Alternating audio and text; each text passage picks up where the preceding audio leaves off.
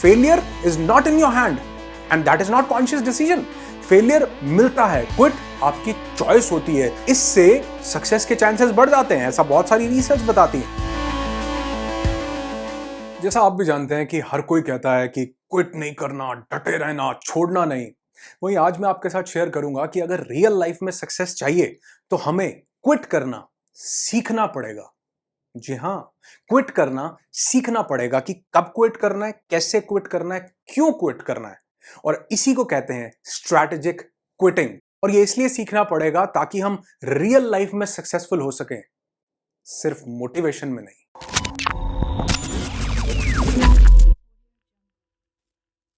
और इस वीडियो में मैं आपके साथ शेयर करूंगा इस बुक से, द डिप से, कुछ अमेजिंग लेसन्स जिनको मैंने अपने रियल लाइफ एक्सपीरियंसेस के साथ कनेक्ट किया है और आप तक पहुंचाने की कोशिश करूंगा। और अगर आप चाहें तो इस बुक को बाय कर सकते हैं अमेजॉन से। इसका बेस्ट बाय लिंक मैं आपको डिस्क्रिप्शन में दे दूंगा, जरूर चेकआउट कीजिए। इसके अलावा कुछ और बुक्स भी आपको रिकमेंडेड सेक्शन में, इस डिस्क्रिप्शन में मिल जाएंगी। अच्छा, आगे बढ़ने से पहले ये समझो कि मैं ये नहीं बोल रहा हूं कि जो भी आप काम कर रहे हो उसको क्विट करना है। तो रुको जरा, सब्र करो। मैं आपके साथ ये बात कर रहा हूं कि क्विट कब करना है, कैसे करना है और कब नहीं भी करना है। तो सबसे पहले हम देखेंगे when to quit, why to quit, and then हम बात करेंगे हाउ टू क्विट, और ये भी देखेंगे हाउ नॉट टू क्विट। तो सबसे पहले व्हेन टू क्विट, कब क्विट करना है। देखो, कई बार हमें पता चल जाता है कि हम स्टक हो चुके हैं, हमारे पास एक डेड एंड आ चुका है, हम मेंटली सफर कर रहे हैं किसी चीज से, हमें पता चल जाता है, लेकिन फिर भी जानते हैं हम क्विट क्यों नहीं करते हैं। सोशल प्रेशर की वजह से। लोग क्या कहेंगे, और यार इसने तो बहुत बड़ा बिजनेस शुरू किया था, अब ये जॉब करने लग गया। देखो यार, आपको पता है कि डेड एंड आ चुका है। जॉब करने से आप अपने घर को, अपनी फैमिली को, अपनी लाइफ को हैप्पी कर सकते हो, उसको एक ब्लिस बना सकते हो, लेकिन हम उसे जहन्नुम बनाए रखते हैं। लोग क्या कहेंगे। आपकी लाइफ में, आपके घर में कोई राशन पानी डालने नहीं आएगा, आपको ही करना पड़ेगा। आपकी जिंदगी की रिस्पॉन्सिबिलिटी आपकी है, सोशल प्रेशर में नहीं आना। तो अगर सोशल प्रेशर में हो, क्विट नाउ। दूसरी चीज, हम कई बार क्विट, पता चल जाता है सब कुछ कि कुछ नहीं होगा, लेकिन फिर भी ईगो सेल्फ इतना बड़ा हो जाता है कि इंसान क्विट नहीं करता है। या कोई मोटिवेट करता जा रहा है, never quit, don't quit, winners never quit and quitters never win. But actual में जो स्ट्रैटेजिक क्विटिंग करते हैं, they people are winners, they people are real winners. Actual में तो जिस भी इंसान ने मैसिव सक्सेस हासिल किया ना, थोड़ा सा देखो कि जो जिस चीज में वो आज सक्सेसफुल है, ये उसकी पहली कंपनी नहीं है, ये उसका पहला वीडियो नहीं है, ये उसकी पहली जॉब नहीं है। उसने कई चीजों को क्विट करने के बाद, स्ट्रैटेजिक क्विटिंग के बाद आज वो यहां तक पहुंचा है। लेकिन कई लोग अपनी ईगो में क्विट नहीं करते या किसी की मोटिवेशन में आकर के कि नहीं, डटे रहेंगे, पर क्विट नहीं करेंगे, और उसकी बहुत बड़ी वो कीमत चुकाते हैं। रावण को पता चल गया, कुंभकर्ण बता गया कि अगर मैं मर गया ना भाई, उसके बाद वो राम के चरणों में जाके बैठ जाना, कुछ नहीं होने वाला, क्विट कर देना। यदि मैं रणभूमि में मारा गया तो समझ लेना फिर उन्हें कोई नहीं जीत सकता। रावण बोल रहा है कि उसके मरने के बाद भी बोल रहा है कि क्विट नहीं करना, क्योंकि ईगो बड़ी है। 100 बच्चे मरवा दिए, हजारों लाखों लोग मरवा दिए, क्विट नहीं करना क्योंकि ईगो बड़ी है। चेक करो, डेड एंड पता चल गया है, स्टक हो गए हो, लेकिन ईगो नहीं करने दे रही, तो सबसे पहले सोचो कि क्विट करना चाहिए। बोलते हैं अपॉर्चुनिटी कॉस्ट। जो पता नहीं, रावण जीत भी जाए, हो सकता है, पता, अगर कोई काल्पनिक चीज हो, सोचो कि हो सकता है वो जीत भी जाए, लेकिन उसके पीछे अपॉर्चुनिटी कॉस्ट क्या पे करनी पड़ रही है।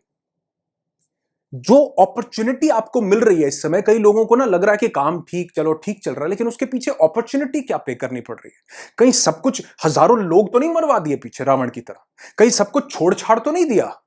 जो मिल रहा है, वो जो अपॉर्चुनिटी मिल रही है, उसकी कॉस्ट क्या पे कर रहे हो, चेक करो।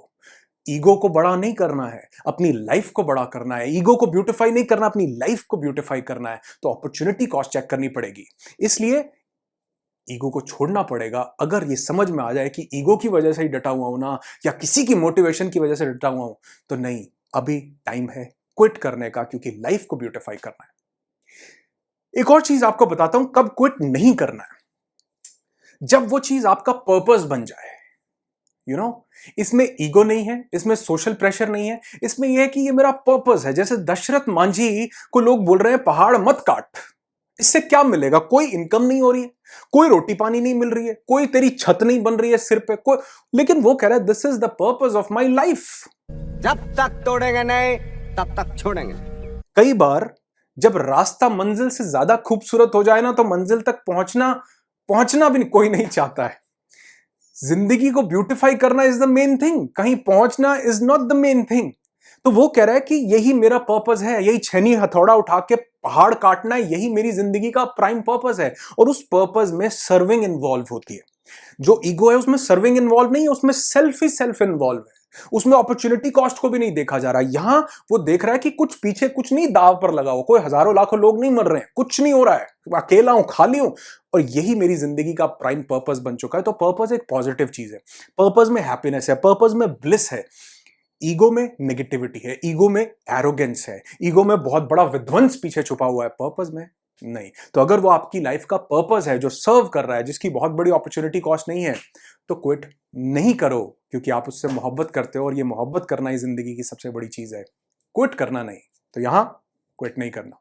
तो अब हम बात करेंगे क्विटिंग की। क्विटिंग 3 तरह की होती है। सबसे पहली होती है रिएक्टिव क्विटिंग। आप रिएक्ट करते हो किसी चीज पर। When you are in pain it feels like कि आपको क्विट कर देना चाहिए, but that is not the right time. When you are in pain that is the real time, जब आप ग्रो करोगे, जब आप कुछ नया सीखोगे।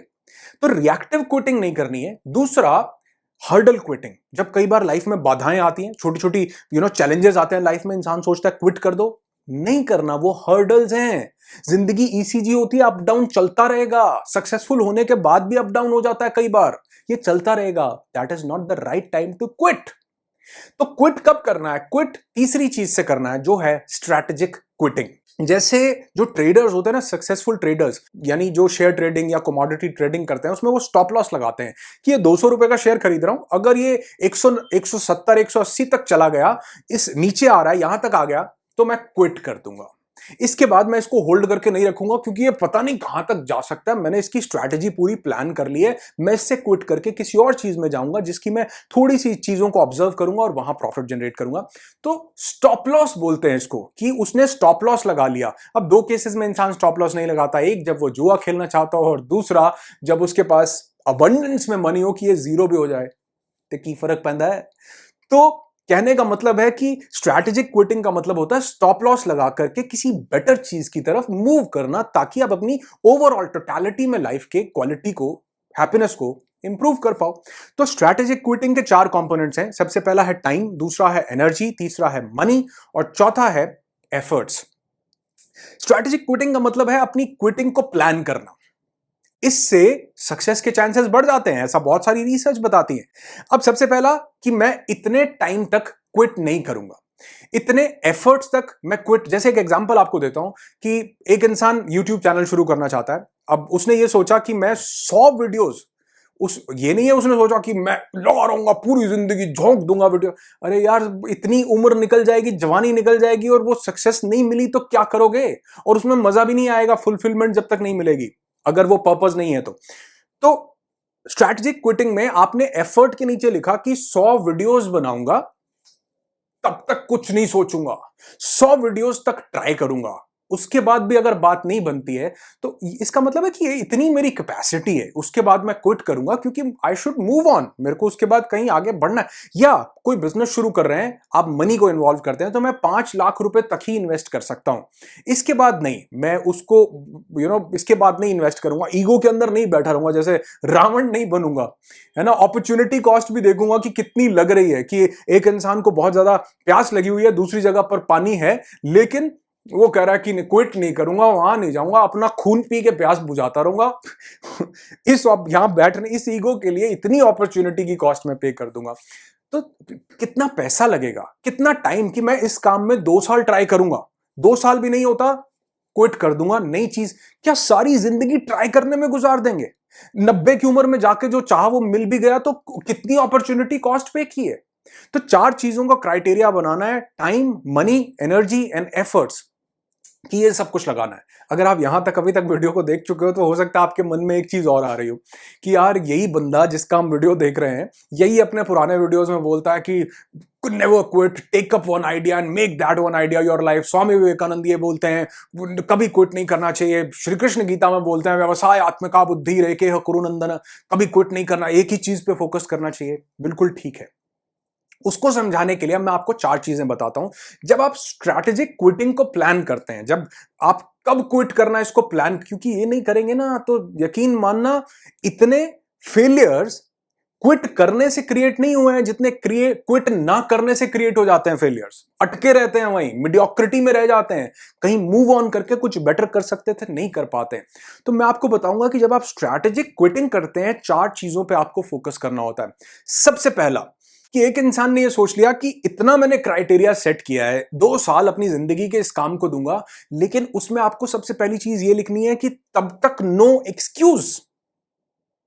जो भी होगा, नो मैटर व्हाट, कितना ही डिप आए, कितना ही स्ट्रगल आए, कितनी हसल आए, नो मैटर व्हाट, ये मेरा स्टॉप लॉस है, यहां तक तो मैं रुकूंगा। 2 साल तक नो एक्सक्यूज। उस 2 साल के बीच में हो सकता है कोई एक दिन बड़ा डिप्रेशन भरा है कि यार ये तो कस्टमर मान ही नहीं रहा, वीडियो हिट ही नहीं हो रहा, सेल्स कॉल लग ही नहीं रही है। नो एक्सक्यूज, लिख लेना इसको। नो एक्सक्यूज जब तक ये क्राइटेरिया मैं फुलफिल नहीं कर लेता। दूसरी चीज, ये बहुत इंपॉर्टेंट, सबसे ज्यादा इंपॉर्टेंट है, इस वीडियो का सबसे इंपॉर्टेंट पार्ट है ये। दूसरी चीज है फेल फास्ट। जल्दी फेल हो जाओ मैं चाहता हूं।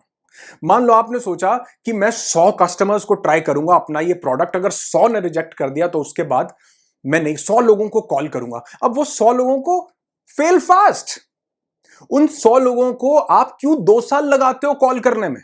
100 वीडियोस बनाने में क्यों 5 साल लगाते हो? 100 कस्टमर तक पहुंचने में क्यों 3 साल लगाते हो?